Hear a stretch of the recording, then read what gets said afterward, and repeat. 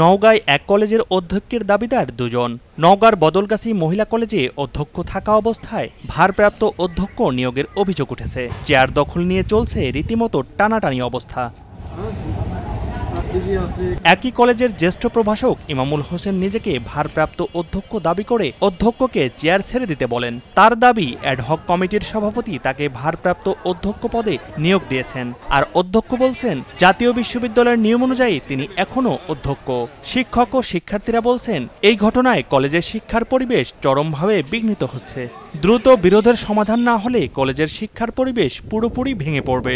আমি নিজে কেন, আমি তো দাবি যখন করছি, আমি তো সাময়িক বরখাস্ত ছিলাম, সেটা 8ই মে আমি যোগদান করছি। অলরেডি যোগদান করে অদ্যাবধি কর্মরত আছি, কিন্তু মাঝখানে সাময়িক বরখাস্তকালীন সময়ে তো সেটা তো ছিলাম না। তারপরে তো আমি যোগদান করছি। যোগদান করার পর সভাপতি কার্যক্রম, কলেজের সব কার্যক্রম চলছে।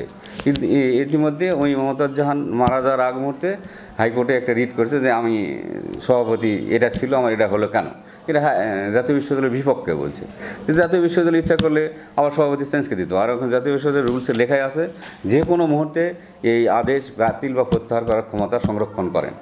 জাতীয় বিশ্ববিদ্যালয় দেখছে উনি লুৎফর রহমান পরপর আমার যোগদান করানোর জন্যে বা আমার বেতন ভাতা ছাড় করানোর জন্যে বা নিয়ম নীতির অনুযায়ী ওকে দায়িত্ব দেওয়ার জন্য বলছে, কিন্তু তিনি দায়িত্ব কোনো দেয়নি। 5টা সিটিকে বিধানগুলি দেখাইছে লুৎফর রহমান, দেখায় সব আসতে চালাবে।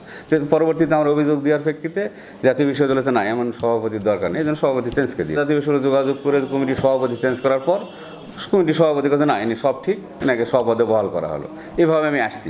আমি অধ্যক্ষ দাবি করতেছি কলেজে যে গভর্নিং বডি আছে সেই বডি নিয়োগকৃত আমি একজন কি ভারপ্রাপ্ত।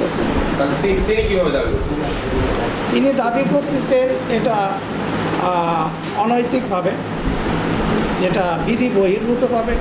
তিনি ইতিপূর্বে কি বরখাস্ত থেকে যে একজন অধ্যক্ষ, যেটা মাওসি থেকে বরখাস্তকৃত, এটা আরও 10-11 মাস থেকে ওনার বিল স্টপ পেমেন্ট এবং বরখাস্তকৃত।